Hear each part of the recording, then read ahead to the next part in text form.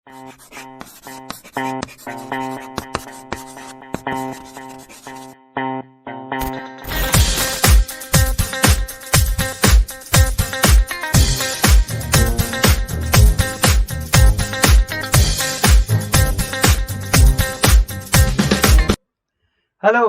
कैसे हैं बच्चों आप लोग?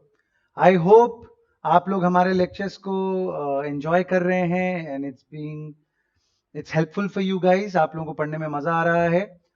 You have our contact details, you can write to us WhatsApp, email if you have any queries. अगर आपको कोई परेशानी है, कोई सजेशन है हमारे लिए, तो please feel free to share with us. चलिए कंटिन्यू करता हूं मैं आज का करंट अफेयर्स का लेक्चर। हम लोगों ने उस दिन नरेंद्र मोदी के ऊपर लिखी गई ये किताब कर्म योद्धा ग्रंथ के बारे में हम लोग बात कर रहे थे। मैं अगर आपको थोड़ा सा रिवाइंड करवाऊं तो ये जो पुस्तक का विमोचन था उसकी इमेज थी, ठीक है। ऑनरेबल होम मिनिस्टर जो हैं उन्होंने इस पुस्तक का विमोचन किया। कर्म योद्धा ग्रंथ। कर्म योद्धा ग्रंथ में अब आपको एग्जाम पॉइंट ऑफ व्यू से अगर मैं बात करनी हो कि भाई सर किस तरह का क्वेश्चन हमसे पूछा जा सकता है, तो ऑफ कोर्स आपसे पूछा जा सकता है कि ये किताब का विमोचन किसने किया, किसके ऊपर ये किताब है, किसने लिखा। इसके साथ साथ आपसे पूछा जा सकता है कि भाई इस बुक में बेसिकली क्या है। तो आपको याद रखना है कि 3 पार्ट में ये पीएम मोदी की लाइफ को डिस्क्राइब करता है। The book tries to describe PM Modi's life in 3 parts. क्या क्या है? First part talks about Modi dedicating his life to an ideology, यानी कि किस विचारधारा को उन्होंने अपना जीवन समर्पित किया। Now obviously I can't emphasize this enough, but you have to understand that जो लीडरशिप होती है, जो रूलिंग गवर्नमेंट होती है, you have to be in their good books. So इस तरह की किताबें लिखी जाती हैं मोस्टली जब बंदे पावर में होते हैं, तब उनके बारे में ये किताबें लिखी जाती है। I would be very happy to see now book being written on Atal Bihari Vajpayee और Lal Krishna Advani, because they are kind of not in the controlling seat, but that wouldn't happen. It mostly happens for people who are in power. I am nowhere taking away any credit for all the hard work that Narendra Modi has put in his life, but then of course you'll see the number of books that have been written recently. It kind of goes on to establish that fact that you always want to be in the good books of the present ruling government. तो ठीक है, पहली जो part है talks about Modi dedicating his life to an ideology. What is that ideology? That ideology is about RSS की जो विचारधारा है, राष्ट्र सेवा की, राष्ट्र के लिए कुछ करने की, उस विचारधारा से वो जुड़े.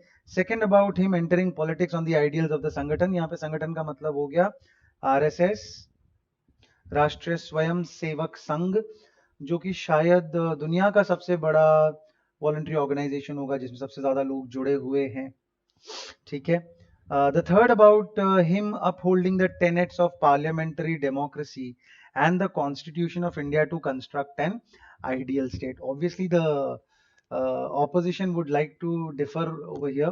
विपक्ष जो है वो शायद इस बात से सहमत नहीं होगा कि उन्होंने कॉन्स्टिट्यूशन का या डेमोक्रेसी का उतना मान रखा है, because they love to call him as Gabbar Singh या फिर डिक्टेटर, है ना. इस तरह के शब्दों से इन्हें एड्रेस करा जाता है, संबोधित करा जाता है विपक्ष के द्वारा. तो विपक्ष तो ऑब्वियसली ये नहीं मानेगा कि इन्होंने डेमोक्रेसी को माना है या पार्लियामेंट का सम्मान रखा है. बट ऑब्वियसली ये किताब विपक्ष के पॉइंट ऑफ व्यू से नहीं है. ही हैज एड्रेस्ड, अच्छा जी, ये हो गया. अब यहाँ पे इस किताब में बोला PM Narendra Modi as an epitome of selfless service to the nation. Epitome word को मतलब के हुए है भाई टाबरों, के हुए है एपिटोम वर्ड को मतलब. तो एपिटोम वर्ड का मतलब क्या होता है? एपिटोम का मतलब होता है जो हाईएस्ट स्टैंडर्ड होता है. बेंचमार्किंग के लिए अगर आपको लगता है कि भाई इससे ऊपर कोई नहीं है, इस व्यक्ति से ऊपर किसी को दर्जा नहीं दिया जाना चाहिए, तो हम उसे एपिटोम कहते हैं. मानक बन जाता है, वो मापदंड बन जाता है इस चीज को मेजर करने का कि किसी का परफॉर्मेंस कितना अच्छा था. इसके लिए हम किसी व्यक्ति को अगर सर्वश्रेष्ठ मानते हैं तो उसे हम एपिटोम मानते हैं. तो हम कह सकते हैं कि भाई मदर टेरेसा जो हैं वो सेवा का एपिटोम उन्हें माना गया और उन्हें इसीलिए नोबेल प्राइज भी दिया गया। आप सबको ये बात पता होगी। कलकत्ता ही उनका कर्म भूमि थी, कलकत्ता ही उनकी कर्म भूमि थी। और कलकत्ता का एक बहुत ही विशेष कनेक्शन है नोबेल प्राइजेस के साथ। अगर आप कंसिडर करें तो जो पहला नोबेल प्राइज इंडिया को मिला, रविंद्रनाथ गुरुदेव रविंद्रनाथ टैगोर के बारे में बात करूं, या फिर मैं सीवी रमन की बात करूं, जिनका भी कलकत्ता से जुड़ाव था, जिन्हें रमन इफेक्ट के लिए, फिजिक्स के लिए उन्हें नोबेल प्राइज मिला। हरगोबिंद सिंह खुराना जिन्होंने टेस्ट ट्यूब बेबीज के ऊपर रिसर्च करी थी, उनका भी कलकत्ता से कनेक्शन था, उन्हें नोबेल प्राइज मिला। अमर्त्य सेन जिन्हें इकोनॉमिक्स के लिए नोबेल प्राइज मिला, he was again from Calcutta. Mother Teresa of course was a foreigner, but then she had settled for a very very greater part of her life in Calcutta itself. तो Calcutta has been intellectually, culturally very very rich. बस अब दीदी आ गई हैं और आगे देखो क्या होता है, भगवान ही मालिक है अब कलकत्ता का। But at one point of time of course it was the epitome of culture, it was the epitome of education. 150 साल से भी ज्यादा पुरानी शायद कलकत्ता यूनिवर्सिटी है। It's probably more than 160 years old, 70 years old. तो बट देन पता नहीं, आज बहुत पीछे रह गया है कलकत्ता बाकी शहरों के मुकाबले। चलिए, मेरी कलकत्ता रेंटिंग किसी दिन और कंटिन्यू करूंगा। आगे बढ़ते हैं। It describes all the schemes and the measures of the Modi government launched for the welfare of the people. तो किस तरह की स्कीम्स लॉन्च हुई है? उज्ज्वला योजना है, या फिर फसल बीमा योजना है, या फिर सबके लिए बैंक अकाउंट का जो योजना था, क्या नाम था जी उसका? कौन से बैंक अकाउंट से सबको बैंक अकाउंट जो खुलवाने थे? हर बंदे को बैंक अकाउंट खुलवाना था इंडिया में। कौन सी स्कीम थी वो?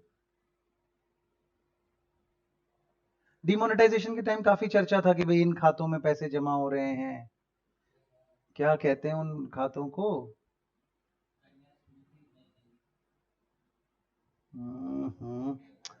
याद नहीं आ रहा, कोई नहीं, याद आएगा। आपको याद आया है तो कमेंट में लिखिए, बताइए मुझे चैट में। ठीक है जी, आगे चलता हूं मैं। He has also narrated the challenges faced by Shri Modi while he was the CM of Gujarat, and how he faced each one of them to transform the state by creating the Gujarat model. Now ये Gujarat model आप लोगों ने काफी बार नाम सुना होगा,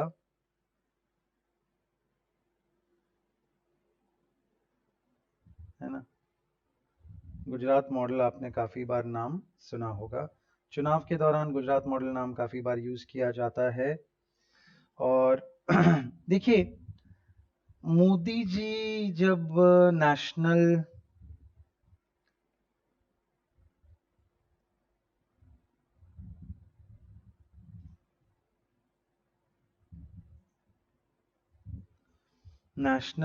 elections के लिए आए तो उनके ऊपर राइट्स का एक बहुत बड़ा दाग था, और ऑब्वियसली ऑपोजिशन ने उसका पूरा लाभ उठाने का प्रयास किया।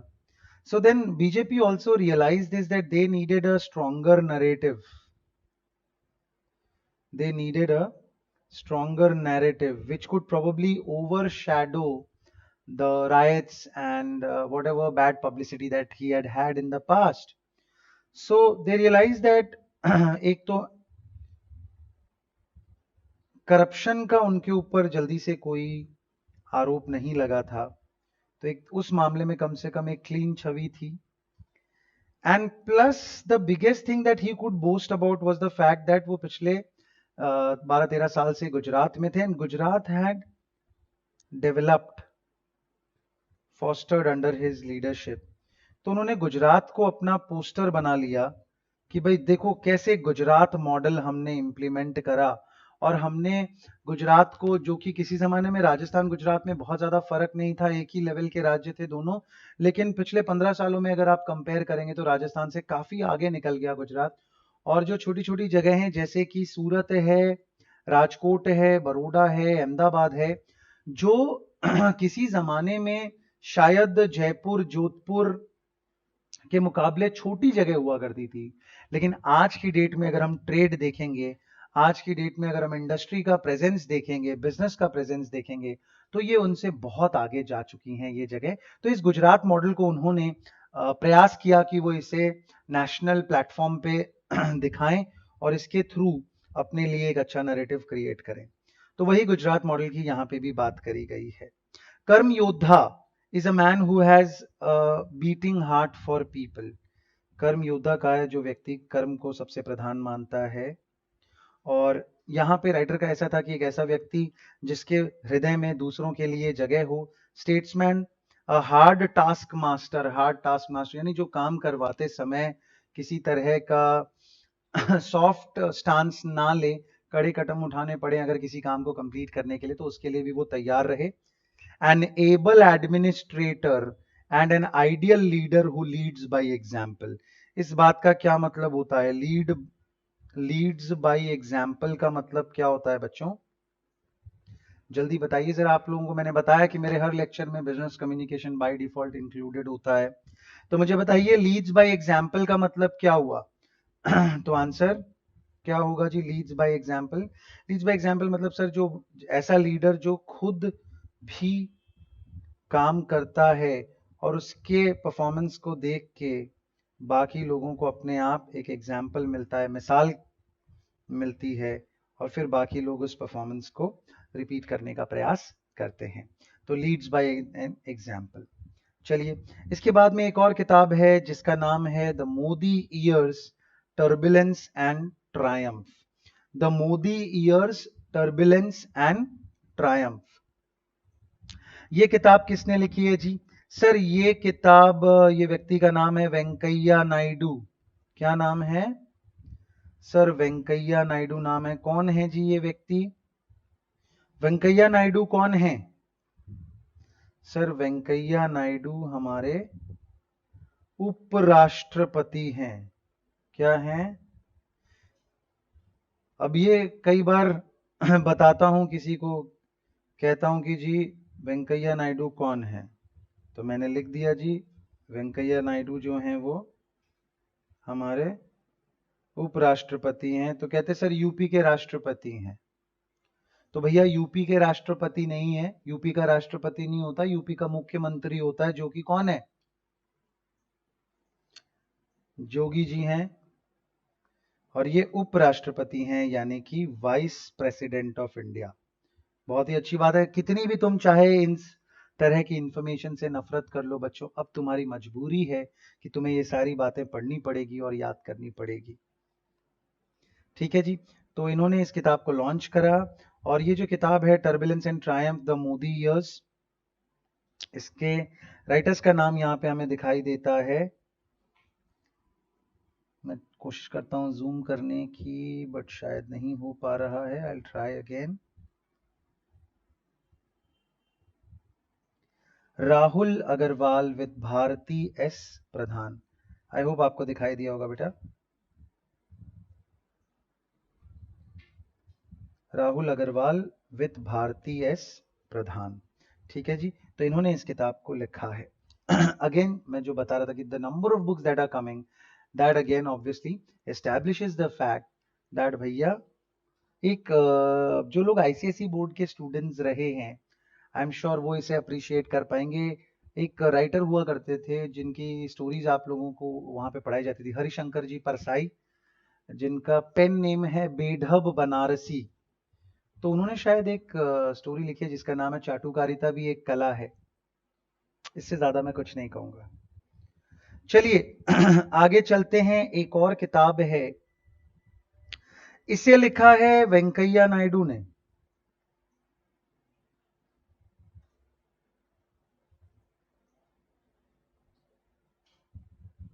इसे लिखा है वेंकैया नायडू ने।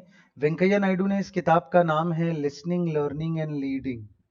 ठीक है जी, यहाँ पे आपको दिखाई देगा लिसनिंग लर्निंग एंड लीडिंग। और ऑब्वियसली इसको वापस से विमोचन इसका किया है अमित शाह ने, जो कि हमारे होम मिनिस्टर हैं। और अगस्त 11 2019 को ये घटनाक्रम हुआ है। अगस्त 11 2019 2019, अगस्त 11 2019 को ये सारी बातें हुई है। और इस किताब में बेसिकली जो भी वेंकैया नायडू ने रैलीज करी हैं, चुनावी रैली अगर आप करते हैं, जाते हैं किसी शहर में, मंच पे चढ़ते हैं और अपने जो स्पीचेस देते हैं, जो आप भाषण देते हैं, उन सारे भाषणों को इन्होंने इस किताब में इंक्लूड करा है, उनको यहाँ पे मेंशन करा है, और क्या उनको इससे सीखने को मिला और क्या उनकी लर्निंग है। इसी सारी किताब की ये जर्नी है, लिसनिंग, लर्निंग एंड लीडिंग। और अगस्त 11 2019, अगस्त 11 2019 की ये किताब है। बहुत बढ़िया। इसके बाद में अब हम बात करने वाले हैं एक बहुत ही कंट्रोवर्शियल व्यक्ति के बारे में, जिनका नाम है सावरकर, जिन्हें प्यार से लोग वीर सावरकर भी बुलाते हैं। अब ये जो किताब है, इसका नाम है Savarkar echoes from a forgotten past. Savarkar echoes, echo मतलब आप जानते हैं जो गूंज होती है, from a forgotten past. Vikram Sampath is the name of the author, and this book tries to capture the journey from 1883 to 1924. 1883 से लेके 1924 जो सावरकर की जर्नी थी, उसे इस बुक में कैप्चर करा गया है। ठीक है जी।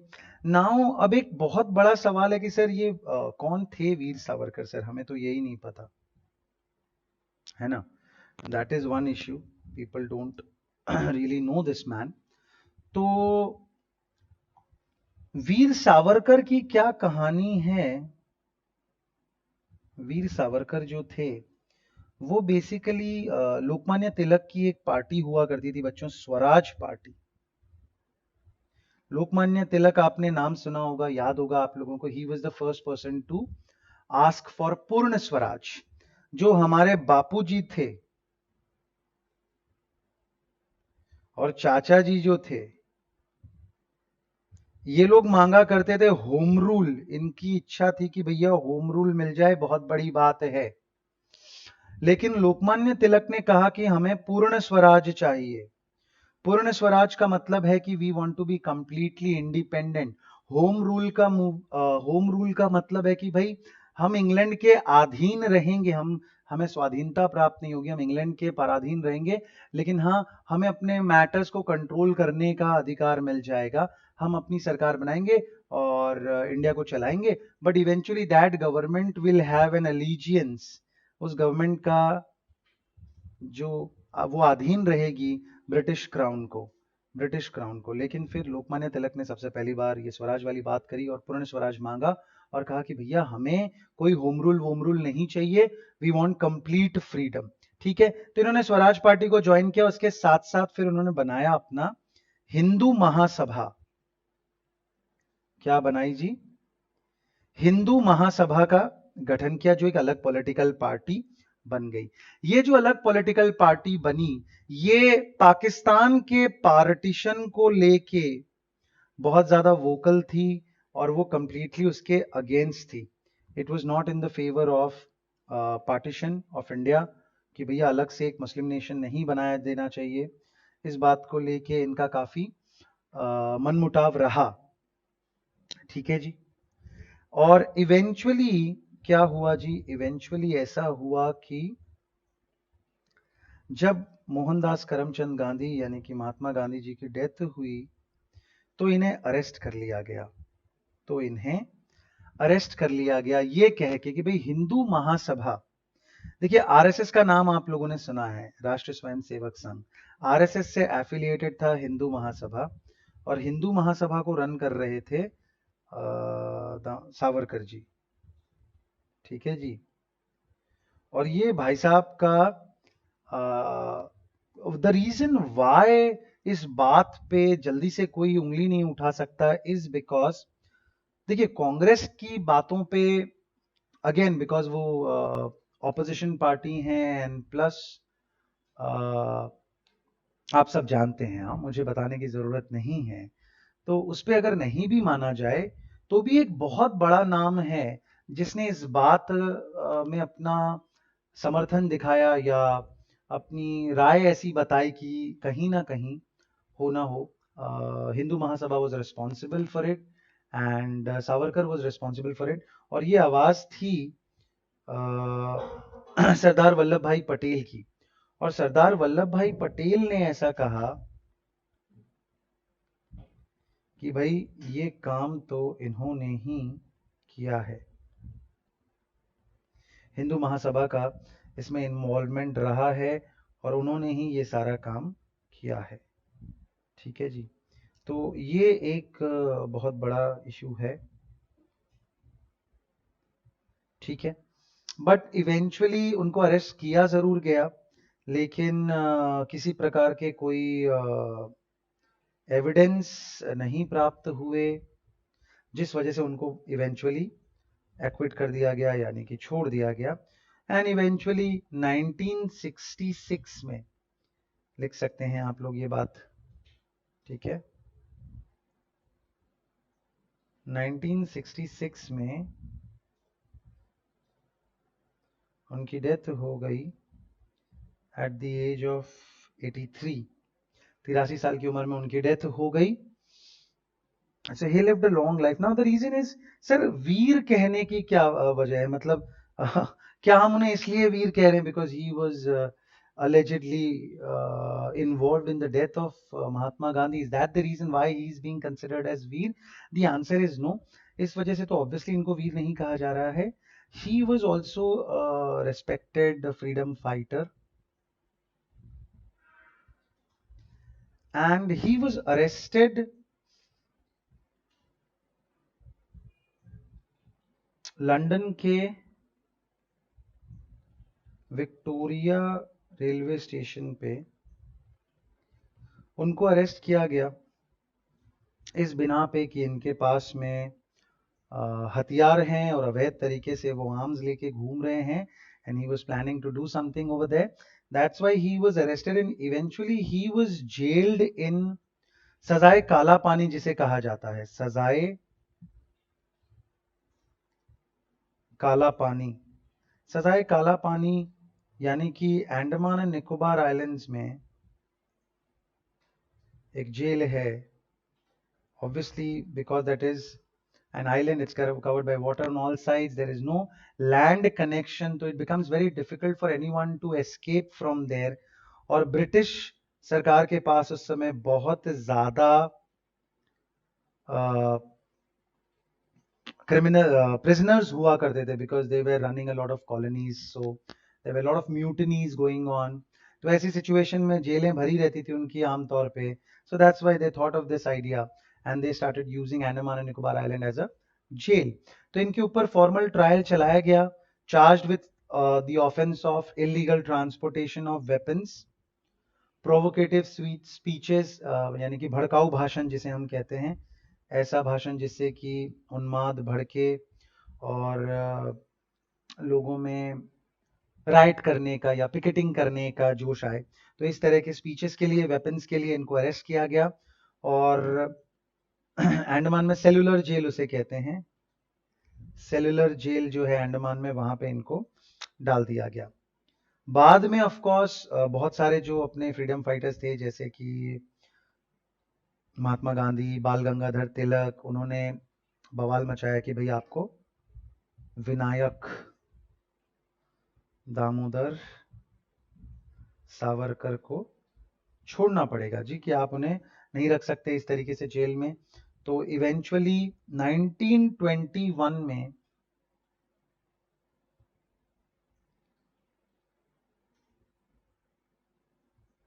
उनको वहां से निकाला गया कि भाई ठीक है, वहां पे जो प्रिजन लाइफ है वो बहुत ही ज़्यादा बुरी है, बहुत ही ज़्यादा हार्श है, तो वहां से निकाल के इनको रत्नागिरी शिफ्ट किया गया। एंड इवेंचुअली रत्नागिरी से फिर वो येरावड़ा जेल में आए, जहाँ पे कुछ समय तक संजू बाबा भी रहे थे। तो येरावड़ा जेल में इनको शिफ्ट कर दिया गया, वहां पे उन्होंने हिंदुत्व नाम की एक किताब लिखी। Now see what what is to be considered over here is that we've never been taught about these things, right? We've never, this has never been mentioned in our history books. uh, Before probably this government came into the power, we've not even probably heard that much about Savarkar. Of course, Maharashtra government had been very passionate about Savarkar, and they've been probably teaching their students from a very young age कि उनको सावरकर के बारे में या शिवाजी महाराज के बारे में पढ़ाया जाता है. बट अगर आप पैन इंडिया की बात करेंगे, जो थैंक्स टू रोमिला थापर जी और उनके जैसे बहुत सारे लोग जिन्होंने हमारी एजुकेशन पॉलिसी को फॉर्म करा, और जिस तरह की हमारी एजुकेशन पॉलिसी थी उसमें ना बहुत ज़्यादा ही ऑब्वियसली हीरो वर्शिप हुई है, लोगों को हीरो बनाया गया है, और बहुत सिंपल तरीके से ऐसा कहीं ना कहीं इस्टेब्लिश करवाया गया है कि भाई Mahatma Gandhi was the one and the only source for all inspiration and for everything good that happened during the independence revolution. We've not been taught much about Bal Gangadhar Tilak and what he did and how probably Chandrasekhar Azad mobilized people, and most importantly Subhash Chandra Bose. जो कैलकाटा के लोग हैं, खून खौल उठता है उनका इस बात को सोच के कि Subhash Chandra Bose was never given the prominent position that he actually deserves. आपको ये जान के आश्चर्य होगा कि much before India's actual independence, I mean India's so called independence actually 1947 में, actually तो देखा जाए तो हमारे यहाँ पे इंडिपेंडेंस हुई नहीं है. There was just transfer of power, है ना. ट्रांसफर ऑफ पावर हुआ, एक्चुअल इंडिपेंडेंस हुआ नहीं. That's probably the reason why technical sense में जो अरेंजमेंट्स या जो अग्रीमेंट्स ब्रिटिश गवर्नमेंट ने अगर नेपाल के साथ किया या भूटान के साथ किया या चाइना के साथ किया या अफगानिस्तान के साथ किया, तो उन लाइंस को हम आज भी मान रहे हैं और उन्हें फॉलो कर रहे हैं, क्योंकि कहीं ना कहीं टेक्निकली स्पीकिंग इंडिपेंडेंस तो हुआ ही नहीं, सिर्फ ट्रांसफर ऑफ पावर हुआ था, राइट.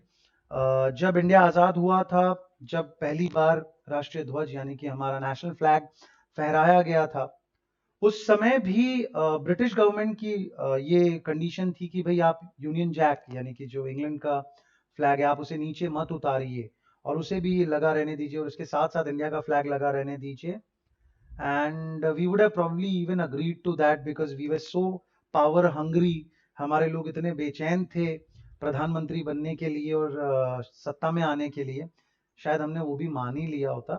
बट काफ़ी जो ग्राउंड वर्क के जो कार्यकर्ता वगैरह थे और उन सब लोगों को मनाना इस बात के लिए मुश्किल था. तो इवेंचुअली लॉर्ड माउंटबैटन की मर्जी के खिलाफ गए नेहरू जी और उन्होंने उसे उतरवाया. But if you compare that with Pakistan, they actually burnt it down. जो यूनियन जैक है उसे उन्होंने जलाया when they for the first time hoisted their own flag and declared themselves as an independent nation. So in our case,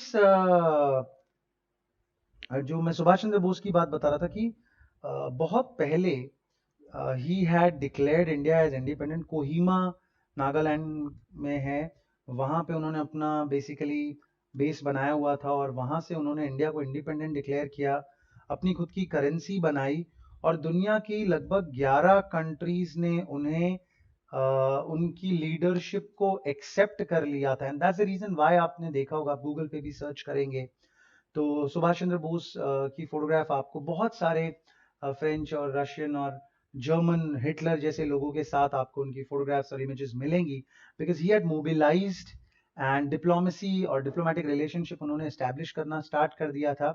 but then surprisingly he went missing. अभी ये भगवान मालिक है कि वो कहाँ गए या उन्हें कहाँ भेज दिया गया या उनके साथ क्या किया गया, but he went missing, right. So there are a lot of conspiracies. अभी कुछ समय पहले ताशकंद फाइल्स नाम की एक मूवी आई थी. अगर आपने उसे नहीं देखा है तो आप उस मूवी को सर्टनली देखिए, जो क्लियरली बताता है कि it talks about Indira Gandhi being an KGB. KGB जो है वो रशिया का सीक्रेट सर्विस है. जैसे अपने यहाँ पे रॉ है, वैसे रशियन सीक्रेट सर्विस जो है उसका नाम केजीबी है. और वो बताता है कि इंदिरा गांधी का ऑब्वियसली केजीबी के साथ में बहुत तगड़ा नेक्सस था, और इनफैक्ट ऐसा कहा जा सकता है कि वो केजीबी की एजेंट थी, उन्हें रेगुलर रेम्यूनरेशन मिलता था अपने काम के लिए। उसमें ये भी बताया गया है कि कैसे जो इंटेलेक्चुअल गैंग है, कैसे देखिए इन्फ्लुएंस होता है आपके दिमाग पे, मेरे दिमाग पे, कैसे हम किसी चीज को सही मानने लग जाते हैं। देखिए आज की डेट में आपने देखा होगा मीडिया बहुत पावरफुल। आज हम सब ये मान रहे हैं कि सुशांत सिंह राजपूत की डेथ नेचुरल नहीं है, अननेचुरल है, और उनके साथ कुछ किया गया है। I don't know, for all we know शायद पता चले कि सुसाइड था या पता चले कि कुछ और था, बट हमने मेंटली ये मान लिया बिकॉज मीडिया ने हमें इस तरह का एक एंगल प्रेजेंट किया, and most of us have already started believing कि हाँ ये सारा काम रिया का ही है, and she is probably the one who killed Sushant Singh Rajput. The truth is going to be probably, let's hope that the truth is going to be revealed anytime soon. और तो बहुत सारी चीजें हमें ऐसी शायद पता चले जो हम जो सोच रहे थे वैसी बिल्कुल भी नहीं है, बट मीडिया जब हमें किसी चीज को दिखाता है, एक बार नहीं, दो बार नहीं, 5 बार नहीं, 10 बार नहीं, 100 बार जब आपके सामने किसी चीज को प्रेजेंट करा जाता है और चिल्ला चिल्ला के प्रेजेंट करा जाता है, it starts looking as the truth, and that is what was being done. ये जो इंटेलेक्चुअल गैंग है, ताशकंद फाइल्स अगर आप देखेंगे तो उसमें बताया गया कि कैसे इनको पैसे दिए जाते थे, रेम्यूनरेट करा जाता था to write editorials and articles in newspapers, जो कि रशियन एजेंडा जो है, कम्युनिज्म का जो एजेंडा था,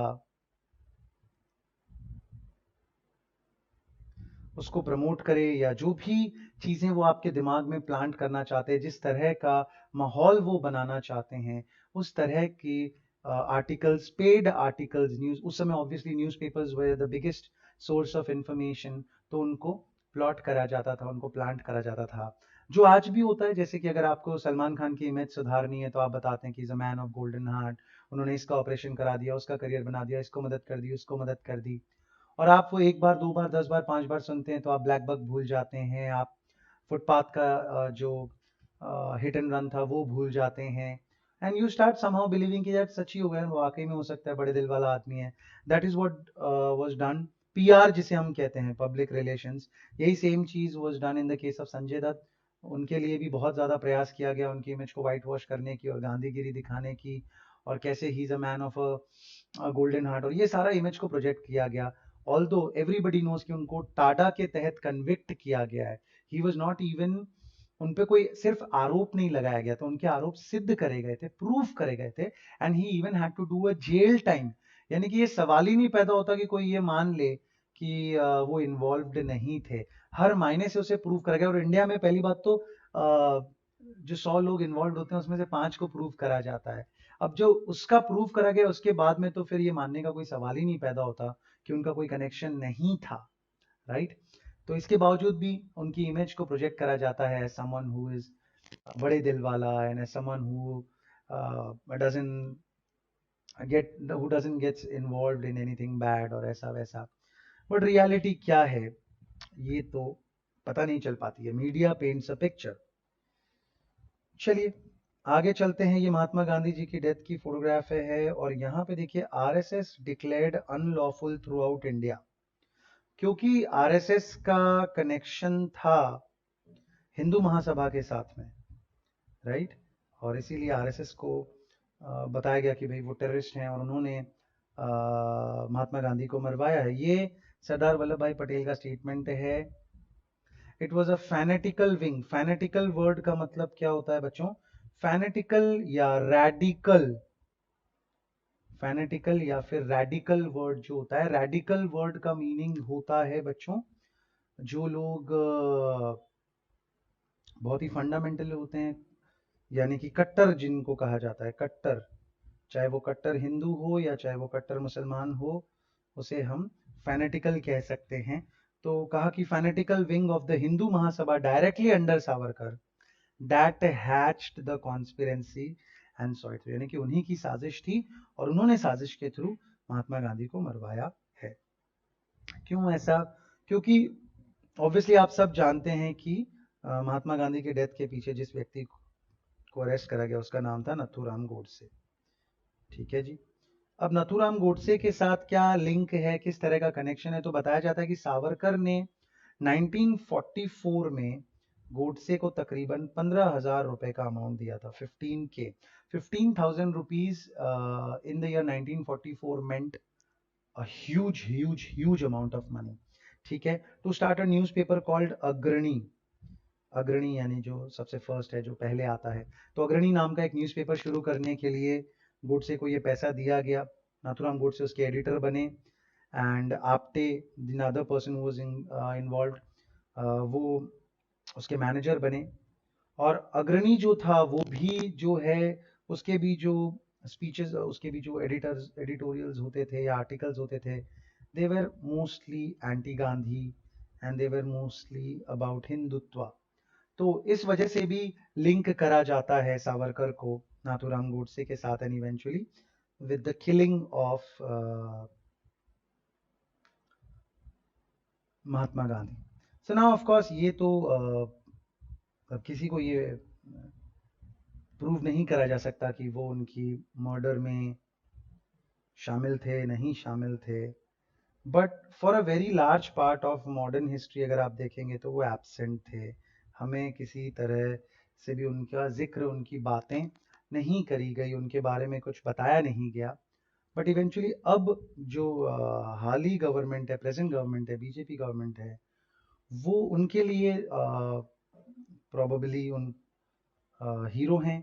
और आप अगर देखेंगे तो आज दीनदयाल उपाध्याय का नाम, सावरकर का नाम, ये वो नाम हैं जो पहले हमें सुनाई नहीं देते थे। प्रॉब्ली अटल बिहारी वाजपेयी का नाम भी बहुत जल्दी इसी तरह की कैटेगरी में आ जाएगा। और पहले सिर्फ नाम जो सुनाई देते थे वो थे नेहरू गांधी, नेहरू गांधी, नेहरू गांधी। तो अब इस तरह के बहुत सारे नाम हैं जिनको भी थोड़ा स्थान दिया जा रहा है। आगे चलता हूँ। एक और किताब है जिसके बारे में हमें किताब अपनी सिलेबस में मेंशन किया गया, जिनका नाम है विवेक दीपिनी। विवेक दीपिनी जो है, आदि शंकराचार्य जी जो हैं, आदि शंकराचार्य, तो आदि शंकराचार्य कौन थे? आदि Shankaracharya obviously was a religious leader जिन्होंने मठों की स्थापना की। जो हिंदू धर्म में बहुत सारे मठ होते हैं, पीठ होते हैं, तो इस तरह के मठों की उन्होंने स्थापना की। और उनकी जो प्रश्नोत्तर रत्न मालिका, प्रश्नोत्तर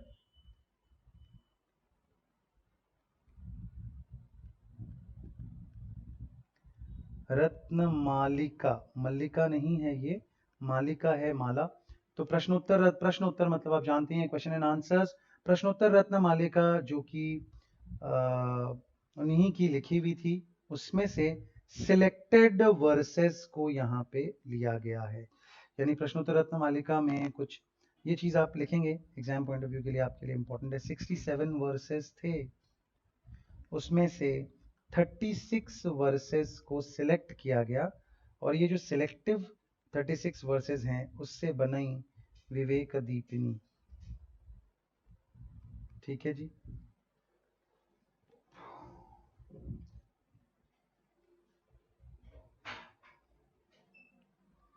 एस नागानंद, ये वाला नाम भी आपको याद रखना पड़ेगा, आपसे पूछा जा सकता है। ठीक है जी, बहुत बढ़िया। तो यहाँ पे अगेन वेंकैया नायडू जी दिखाई दे रहे हैं। ठीक है जी, तो ये आदि गुरु शंकराचार्य हैं, जो कि एक 8th सेंचुरी थियोलॉजियन कहा जा सकता है इनको। अब सवाल ये है कि सर थियो और यहाँ पे आ गया लजी, साथ में प्रोनाउंस करूं तो इसे कहेंगे थियोलॉजी। LOGY जो होता है वो लजी प्रोनाउंस किया जाता है, लजी। यानी कि आप उसे बायोलॉजी नहीं कहते हैं, बायोलॉजी नहीं कहते हैं। सो इट इज नॉट AGOG लोजी सुनो जी, और ना ही ये है लॉजी, ये है लजी। तो it is biology, sociology, psychology, dermatology. उसी तरीके से ये बन गया थियोलॉजी। यानी कि लजी से पहले वाला जो सिलेबल है उसके ऊपर आपको स्ट्रेस रखना है, और लजी की प्रोनाउंसिएशन गुपचुप में छोटी सी कर देनी है लजी, न लोजी न लॉजी न लॉजी न सौजी, कुछ नहीं, सीधा लजी।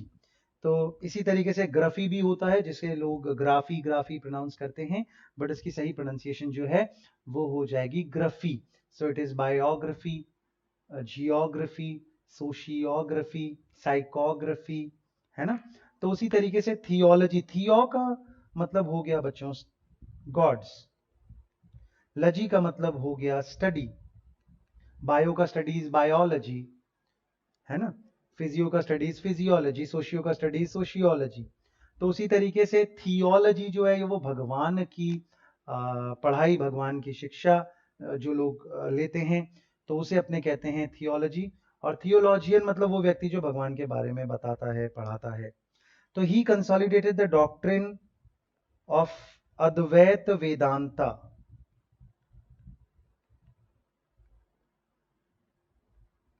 अद्वैत वेदांता यानी कि जिसे हम कहते हैं ईश्वर एक है, इसे मोनिज्म भी कहा जाता है।